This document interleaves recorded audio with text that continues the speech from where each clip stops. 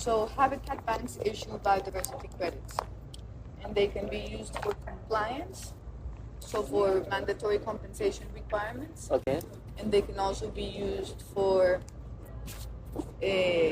contributions or investments into landscapes, you Okay. know, yeah. Okay. Banks issue biodiversity credits, Okay. and how many credits they can issue depends on a method or like a rule that's set.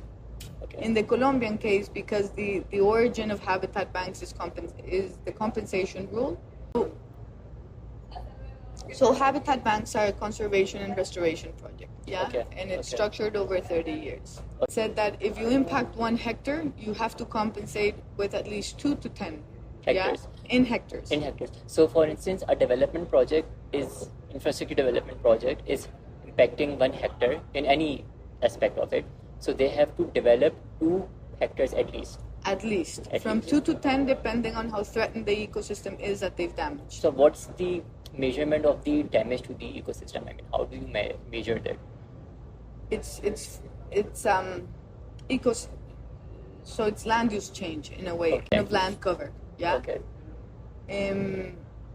So based on that, then the unit is hectares Okay. of that specific ecosystem. And in Colombia, it says that the compensation needs to be at least the lifetime of the project. So what we're saying is we don't know. That's going to vary, so we're just going to do habitat banks for 30 years. Okay. So in the compliance market, 1 hectare Okay. of a specific ecosystem for 30 years. That's what the biodiversity credit in that context means. Now, it's very simple. Yeah. But that's how Colombia started, simple. So yeah? you said it hectares / time. Yes. Okay. What do you exactly mean by compliance? So if anybody builds a road, Okay. they have to get a permit. And in order to get their permit, they need to have a compensation plan. Okay. And they need to compensate. So that's what I mean. So It's mandatory. they are constructing a road, for instance, maybe through a jungle or somewhere for the connectivity. So whatever ecological loss they do, they will have to replace it by the area in hectares. You multiply that by 2. Like if it's like 3 hectares, so it will be 6 hectares. They Yes. will be Or 10, depending, yeah. depending on the damage. So, will that restoration habitat banking will be in the same area, or what's the magnitude? So the good practice is that it needs to be like for like, so the same type of ecosystem and within the same watershed. Okay. Like, yeah. But not all projects are in the river, right? No. So like in the watershed is La Cuenca. I don't know how you. This is a watershed. Yeah. Okay. And this is the river. So let's say damages occur here. Yeah. This is my project site. Okay. So, and here's another watershed. Okay. I need to compensate. I cannot do my compensation here. No. I need to do it in this same watershed, in this same ecosystem, and for twice as much, for example. Sometimes 10 So times this ecosystem already exists, right? Yeah, so we have a map that of all the ecosystems in Colombia, Okay. right? And there's a methodology, so depending on what type of ecosystem, you either compensate 2 or up to 10. Okay. Yeah, so we work in some ecosystems where the multiplier is 10. Okay. Yeah. So that's the principle. Okay. Yeah. And then, so it's very simple. You're still doing conservation and restoration activities, but as systems get more sophisticated, so in the United States, it's not just hectare and time. There's Okay. also quality, because it's not the same, Yeah. To protect a hectare than to restore a hectare, right? Yeah. There are significant implications. So that's the essence of, and then also when you have a habitat bank, Yeah. the beauty of habitat banks, and I can send you a presentation, Yeah. but it's pay for success principle. Okay. So credits are only paid for by companies when you complete a milestone. Okay? And because of this, you have private investment, long term. So when you pay for that credit isn't just paying, for 3 years. The cost of that credit needs to be the 30 years of the project, for example. And when you're doing something long term, then it means that land is secured. Yeah. Right? So you have to put in some kind of agreement with the landowners that limits land use change. So you're typically doing a land use restriction on that type. And then also, because it's long term, then it means that you need to manage the revenue that you get from selling the credits so that it lasts for a long time. So, for instance, you're this company which kind of invested in the Habitat Bank, and they are kind of restoring a piece of land, right? So, whatever money comes out of that restoration process, that will be the revenue for the company. I mean, if they have restored, like in place of a road project, they restored like 10 hectares of land. Yeah. So, whatever revenue they get out of that restoration during 30 years, will that be considered as a revenue for the company? For the company that created the damage? Yeah, because no that's the company so that they're restoring so this company created the damage. Yeah. And this is a habitat bank that can help them with compliance. Okay. So they're going to pay the entity that manages the habitat bank. So their cost becomes their revenue. So when that money comes into account, then it goes towards conservation and restoration and monitoring and the long-term management. Okay. Yeah. So you have habitat banks in Colombia. Yes. How many are there? I think there are about 17 or something. Okay. Terrasos, we manage about 10. So the company is also a bank. It's not a financial bank, right? Okay. Habitat banks are places. Okay. Yeah, they're conservation projects. Okay. They're called banks because they're creating credits, which are ecological outcomes that somebody can use to compensate. Yeah? But it's not a financial institution. Okay. Right? This could be, let's pretend, this could be a habitat bank, and it's issuing credits. Let's say it could be a hectare credit. Yeah. Yeah. And what is wonderful about the instrument is that typically in your watershed, you're going to have one project here. You're going to have another project, let's say a transmission line here. Yeah. You're going to have a transmission line here. You're going to have another project here. Yeah. And these guys could all do it by themselves. Yeah. I'll do my compensation here, and you get very small interventions. Yeah. But habitat banks allow them to bring in and pool into this. So all of a sudden, you've created a strategic, efficient conservation project that has the revenue and the resources to do 30 years of conservation. Okay, and this benefits the local communities. Yeah, because who are the people that are doing the work? Okay. Who are the people that have the land, and our local communities become investors of these projects, right? Because they're the principal asset is the land. Yeah. So there's an opportunity for local communities to think of themselves as investors. Yeah.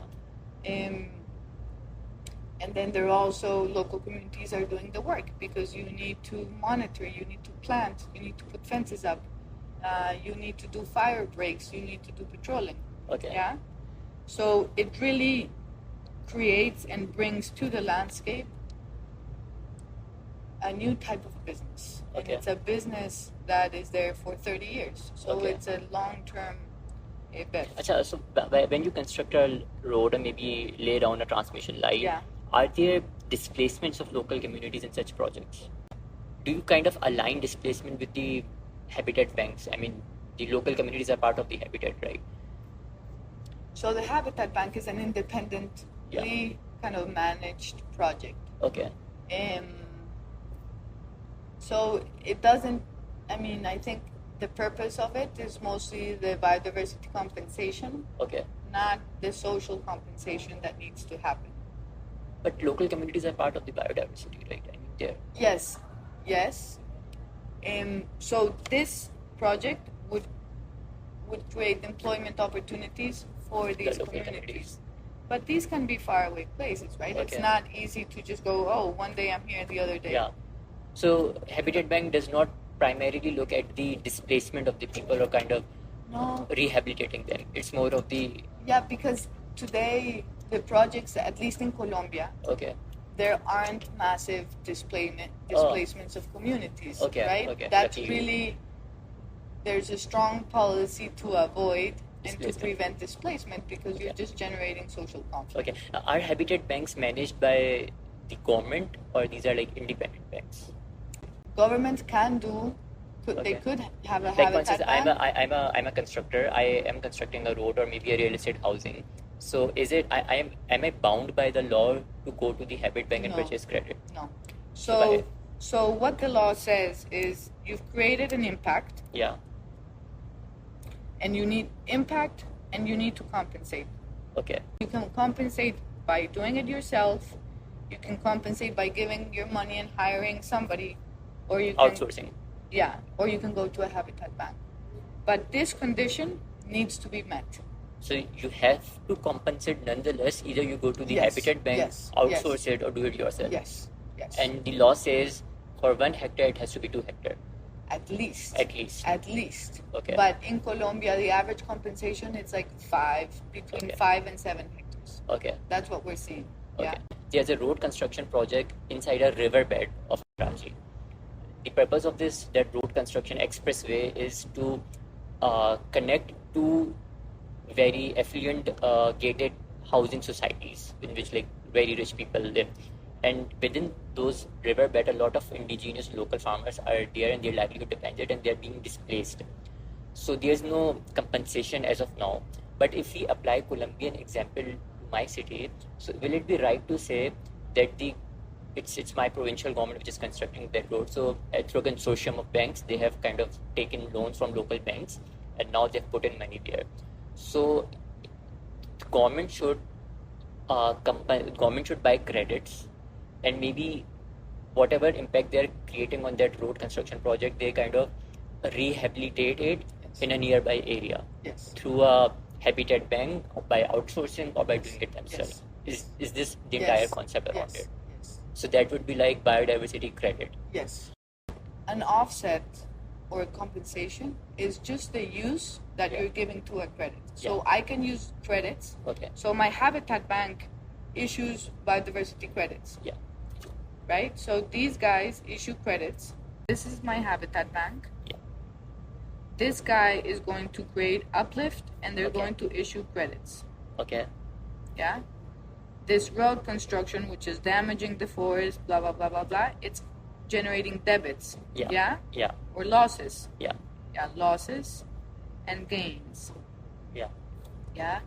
So these guys will purchase these gains. Okay. Yeah. And then the price of this is going to depend on how much does this cost. You know, what is the price per hectare of my conservation project? Oh. Okay. So let's say it's for us, it's per hectare, it's between 10,000 to 20,000 US dollars. Okay. In the United States, it can be 500,000. You Yeah. know, it depends. So these guys are going to make a transaction with these guys, give them money, and they're going to be okay with compliance. Okay. Yeah. And by law, they have to do this. Yes. Okay. So in most of the IFIs, international financial Yes. institutions, like for instance, there's a World Bank project. IFIs, and if this is something real that's happening there, Yeah. IFIs have performance standard 6. Performance standard 6. Performance standard 6, Okay. which is no net Loss. loss. This needs to be happening. Okay? Under IFIs. Yes. Okay. And if it's not, it's something that you can raise. Okay. And today, Terrasos, which is, my company, we do this for projects that have money from IFIs. Oh. Okay. Okay, so if you think that our experience can be helpful in any way, Yeah. reach out. The IFIs already have ESMP plans in place, right? Environment Social Management Plan. Yeah. So that's like part of that, I guess. In theory, but the problem is that oftentimes this part, the offset, does not happen. Yeah. Never Or happens does in not my happen country. properly. Yeah. So we need to hold these IFIs accountable Yeah. because they're not spending the money on good compensation for the projects that they're financing. Those voluntary contributions, local compensation for direct impact and supply chain. So can Yes. you kind of explain what you exactly mean by voluntary compensation? So let's say, so this is my watershed, and Yeah. here there is a, I don't know, what do they grow in Pakistan? Cotton, Okay, a lot of cotton, Cotton. wheat, yeah. Let's say cotton, and then cotton is being shipped to the EU. So the viability of this crop to survive in the long term will depend on the health of this watershed. Yeah. So it's in their interest or in the buyer's interest in the EU to invest in this Watershed. watershed because of adaptation, because of resiliency. Yeah. So that's what they mean by insetting. It's making sure that you're investing in biodiversity in the places where people are sourcing. Companies in the EU or even in Pakistan, they will invest in the watershed to make sure that these crops are healthy. Are Yeah. healthy. Roads will typically invest in this for compensation. Yeah. Companies that are sourcing raw materials and that will be investing, insetting. That's the trend word for resiliency. So because it's not strictly mandatory, then they're calling it a contribution. But for the company which is actually kind of upsetting the biodiversity, for them it's mandatory. Yes. For them it's mandatory. So for the road, it's mandatory. For the transmission line, it's mandatory. For the bridge, it's mandatory. I think so. MBSAPs are beginning to include biodiversity credits and habitat banks, for example. So one of the things to look out for in the Pakistans is, are they including these instruments in their strategy? We're trying to maintain where the dependencies are, the investments there, where the impacts are, the investments there. What it's saying in terms of the tradability is that very unlikely that somebody will purchase biodiversity credits here and then resell them somewhere else, because it's about value chains, and the project is going to, so for something to be very tradable, my understanding, and this is something that I've learned, is that it needs to be like a homogeneous, and it needs to be based on like market price. Well, this project is going to it's going to have its own cost structure different from one in Colombia. So you can compare, right? So if you have a traded market, then you end up having like a race to the bottom for really cheap projects. These biodiversity credits begin to democratize biodiversity finance. But they cannot be country to country purchase. Is that I have done this biodiversity laws? No. Like in the carbon market, it cannot happen that way. I think that's what's being said. We will not see that. But there are other ways in which that's happening, which is like these pay-for-success, big, large-scale projects, but not the... The IPLCs have this one problem that they say, okay, how can you say that this ecology damaged here will be, transferred here because it's poles apart? It's not, but I think the point of having international transactions, which we should, like these things should happen, is recognizing that biodiversity provides a public global good. That we all depend on, that nobody has ever paid for, and that we're beginning to give back.